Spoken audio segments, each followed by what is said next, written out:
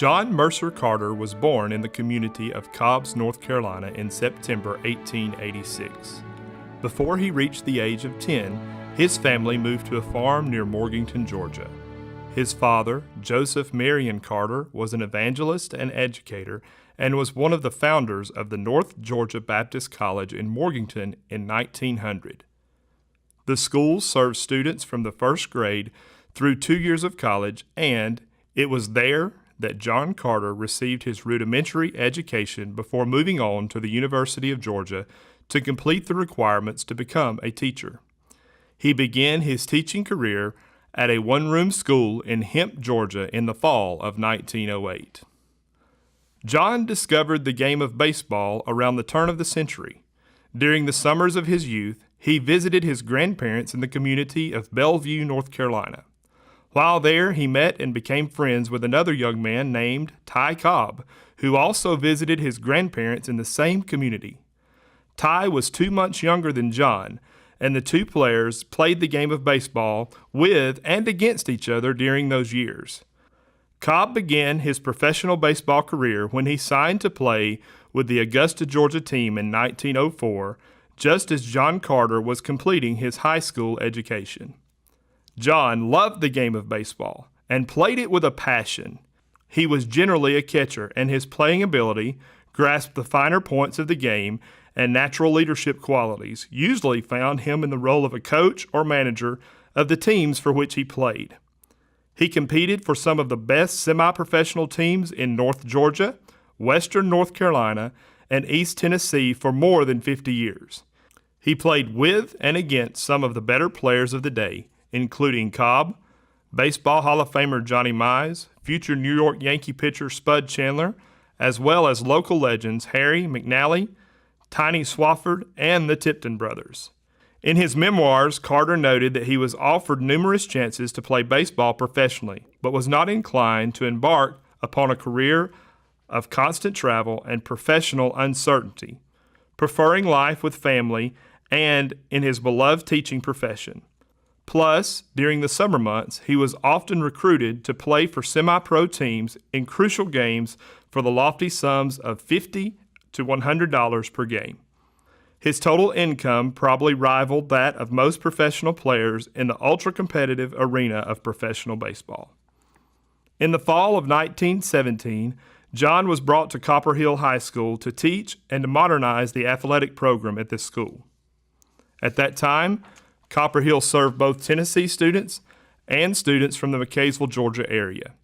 When he arrived at Copper Hill, the school did not have a football team, and its basketball team played on an outdoor court. John remained at the school for 12 years, serving as the basketball coach during that period. He also made 2 significant contributions that affected athletics in the Copper Basin, Fannin County area for years to come.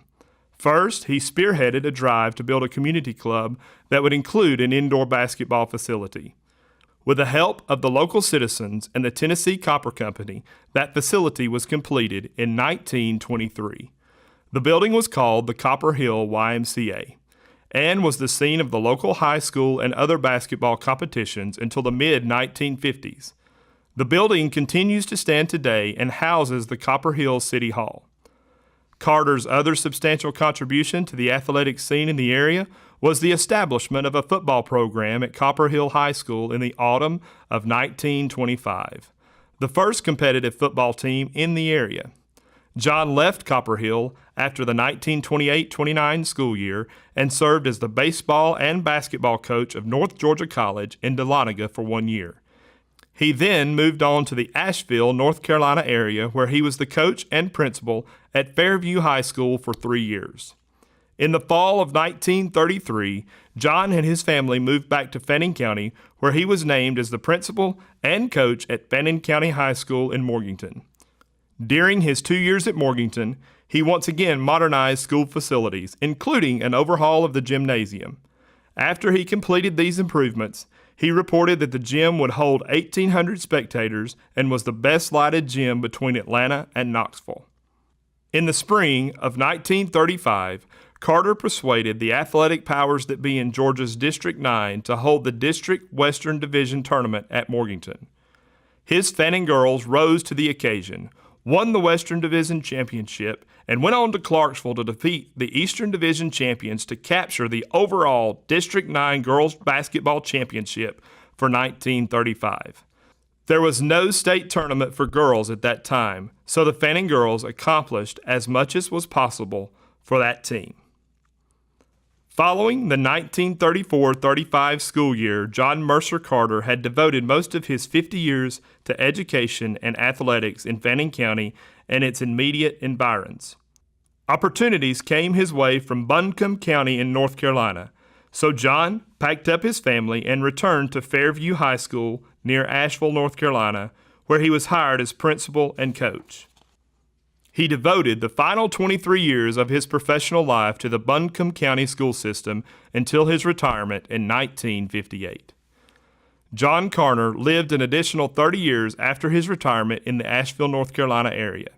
He found time for his many outdoor activities, and in 1977 penned his memoirs in his book titled Trails of the Past.